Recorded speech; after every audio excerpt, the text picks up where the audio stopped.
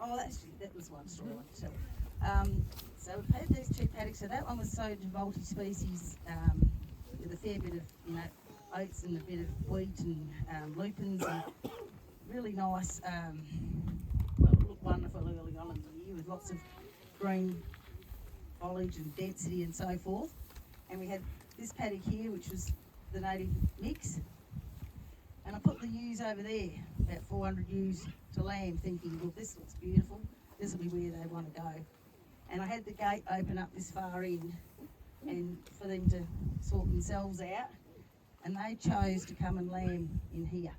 So they knew what they needed, where the phytonutrients and all the rest, all those little bits and pieces that we forget when we see something that we've done with the plants we know best, and what looks appealing to our eye of this lovely big thick lush growth, but the sheep knew better and they all lambed here, and they didn't go back into that paddock until the lambs were up and mobile and they'd been there for a little while.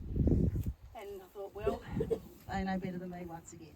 They told me the story of, whereas if I had shut the gate and left them in there, they wouldn't have been anywhere near as happy as they were here. They were very contented and lambed beautifully. We didn't have any lamb losses or ewe losses during the lambing. So yeah, they just showed the way as usual.